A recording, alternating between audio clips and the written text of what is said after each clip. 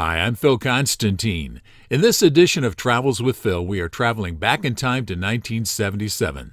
This is one in a series of interviews I did for a program called To the Point for Rice University in Houston, Texas. I helped to develop this program, which showcased some of the brilliant people associated with Rice. This episode is with Rice professor Dr. Sarah Burnett. We talk about the similarities and the differences among men and women. Dr. Burnett has been with Rice for over 40 years as a member of the Rice Psychology Department faculty and also served as the Dean of Students and Vice President for Student Affairs. She was the first woman hired in all of social sciences at Rice. She received a B.S. at the University of Memphis and her M.A. and Ph.D. at Tulane University. She was an instructor in one of my classes at Rice, and I found her to be an excellent teacher. I've added images for this video, but the audio remains exactly as it was originally broadcast in 1977. Men and women think different, and we're going to be talking about that in just a moment. To the Point, presented by Rice University.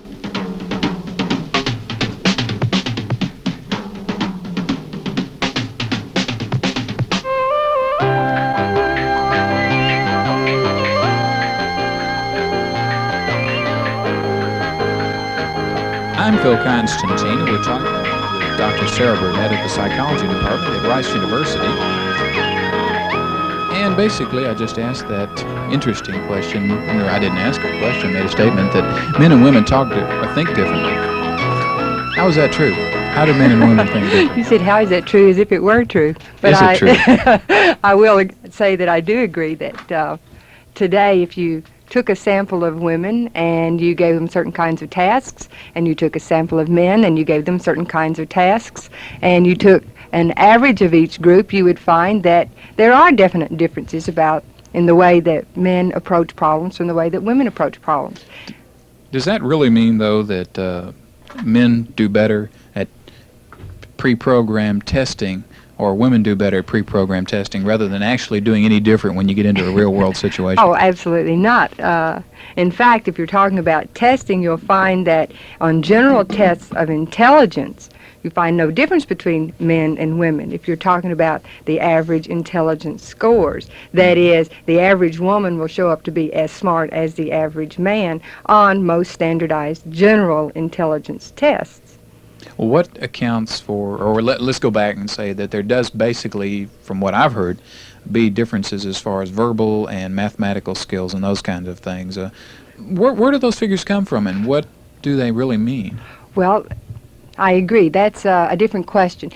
One of the things that we're asking here is, are there any differences in general intelligence? If I were to give you a general intelligence test and give you an IQ score, the average man would score, say, around 100, and the average woman would score around 100. However, the scores that go into that composite would be different for men and women on the average. You brought up the question of verbal skills and quantitative skills. This is true. There are differences in verbal skills and quantitative skills in men and women. Women tend to score higher in verbal skills. Usually, well, actually they start scoring higher up to about the age of 3, and then there's no difference between men and women, and then women start scoring higher again in around the 7th grade and seem to excel men all the way through college on most tests of verbal skills. Not all tests, but most tests, things like vocabulary. They also do better in mathematical problems that involve words, which touched on your quantitative question. The kind of stuff in the back of the book that nobody ever liked to do.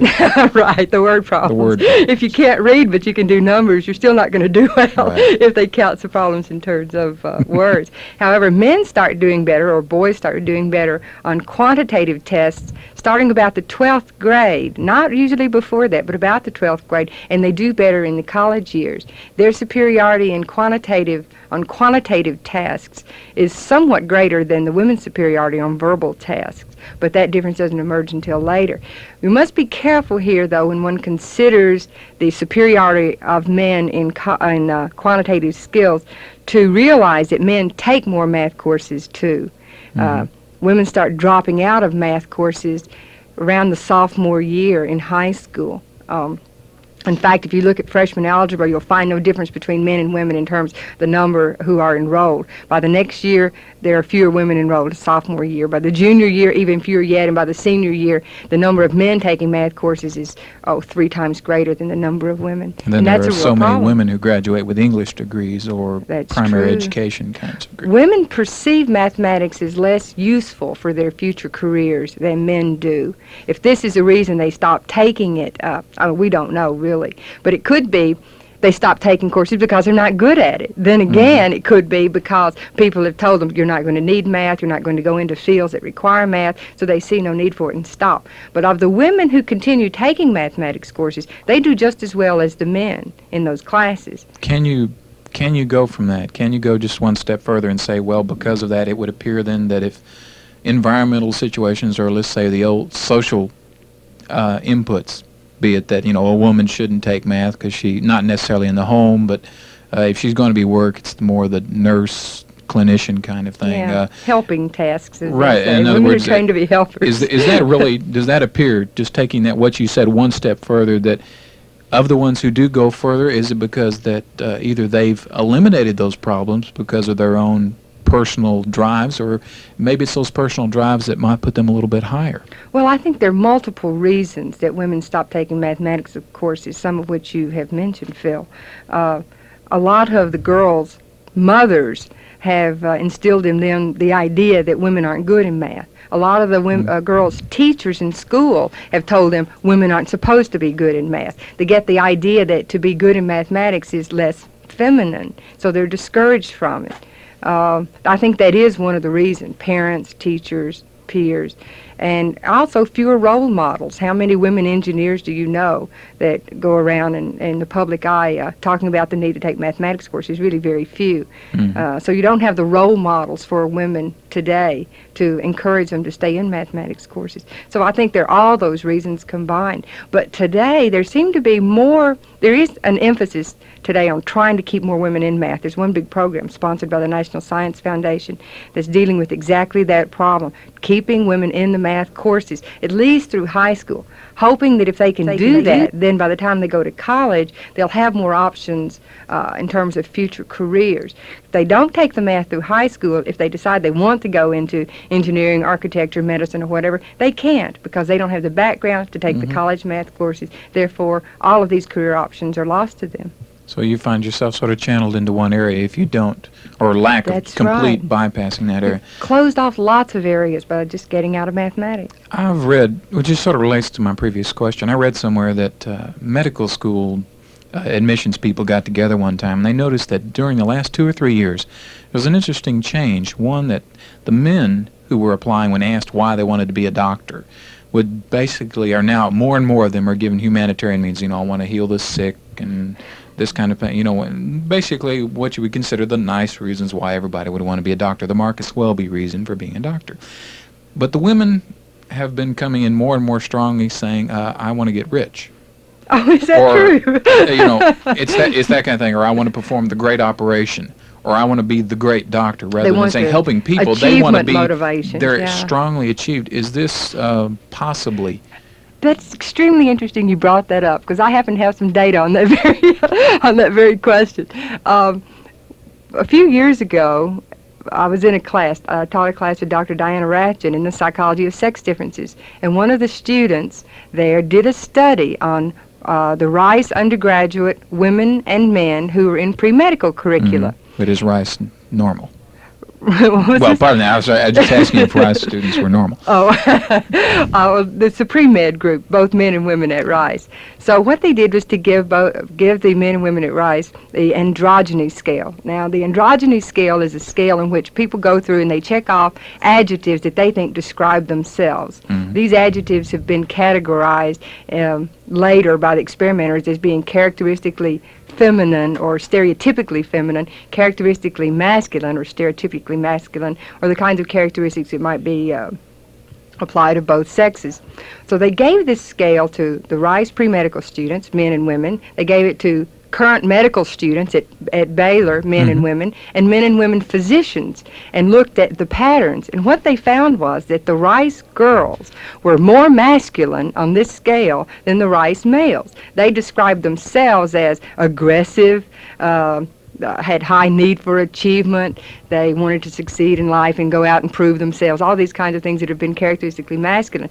The Rice males describe themselves as gentle, wanting to help people, the kinds of things exactly Basically that you were what I talking said. about. So it turned out on this that the men who go into medicine tend to be, or at least the undergraduates, men who see themselves as wanting to help humanity, and the women is having to buck social roles, having to get in there and fight with the pre-meds and grub for grades and had to prove themselves and be aggressive. So it's a different personality pattern.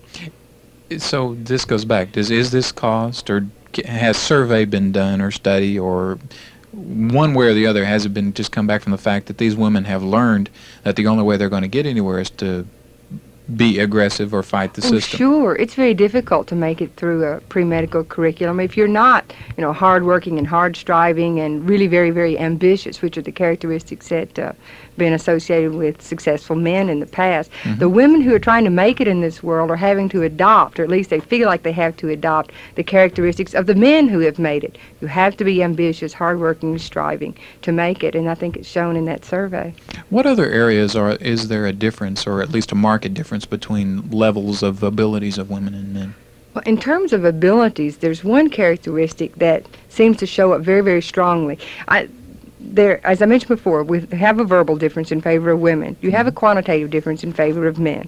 But there's one very special ability called spatial visualization that men are much better than women at, unfortunately, I have to admit. This is an ability to visualize objects in 3 dimensions and rotate those objects mentally and still be able to tell what's on the other side of something or see relationships between An them. example, Bell Telephone will give a test where you see a picture of boxes and you're supposed to count how many boxes there are in the whole drawing. Exactly. That's a very good example of it. Some people have taken exams where they have to fold paper. They'll give you a pattern and they'll say, what will it look like once you put this together? So you have to kind of visually put it together and then point out the object that it looks like. Right.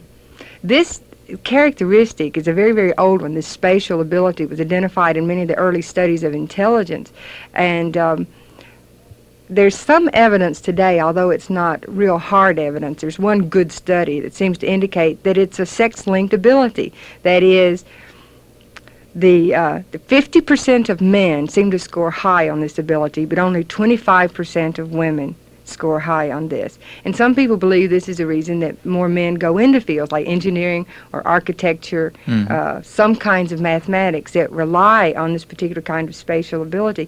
And even some people think this may be one of the reasons that men have done better in mathematics. They have better spatial ability on the average. Now, this doesn't mean that no women have the ability. It's just that more men have the ability than women. Will this carry on to such things as art? Yes, things like sculpture, anything that you have to visualize and be able to tell the depth or the dimensions, particularly if you have to mentally visualize where you're going to put things. Yeah, that would apply. So what areas, or how would the woman's ability to work better in verbal understandings, how does this show up in, say, a career field? Is this something that can be desirable? Well, of course, most professional fields, no matter if it's science or a humanities area, really rely very heavily on verbal skills. People will go through their whole careers getting a Ph.D. in mathematics or even some science areas, and then find that while they were great at designing experiments and doing math, they can't write a journal article, so they'll fail in their profession. You've got to communicate your ideas, and if you can communicate your ideas effectively, you will succeed in most professions. There are very few fields that don't rely very strongly on verbal skills. Then again, you won't find many male secretaries. Now, that's another test. I feel that Bell Telephone has an interesting series of tests, is that they will give you the forms where you'll have to figure out here's a group of letters or numbers, and here's another group of numbers, and you're trying to figure out in the 2 rows of columns, are the numbers exactly the same on both sides? Now, which way does it work out in that kind of thing? I mean, it appears obviously that this is geared toward the directory assistants or the operators, which is traditionally female. Right. There are a lot of people who make many errors on tests like that. So I guess I don't know what Bell Telephone is particularly using those for. I know they do a very good job of validating their tests and always have. Done a lot of research developing those tests. But just the ability to pick out the errors are important for a lot of clerical jobs, and that's a standard clerical test. Being able to compare things very rapidly and find the errors. A lot of people do very poorly on that. So do you know of any difference between male and female in that, or does that come No, under I any of the don't. kind of things we talked about? I really don't know that particular test, and to my knowledge, I would doubt it if there were a difference in that. The only things I really, in terms of intellectual abilities, the only abilities that I know for certain, well, I say for certain, this could be disappear tomorrow with a different environment. With the current. But the current thinking is, the weight of the evidence is that for these particular things, the quantitative ability, the verbal ability, and particularly the spatial ability, they seem to show up consistently. There are other kinds of things, though, like men being more aggressive than women. That's not an intellectual ability, but a basic trait that I think is genetic. Is that possibly something to do more with body structure than it is? I think it's hormonal and, well, due probably to the Y chromosome, the presence of the Y chromosome, and the influence of the testosterone. I'd like to thank Dr. Sarah Burnett, who's been on the program today. I'm Phil Konstantin for To The Point. We hope you enjoyed the show, and we'll be back next week. To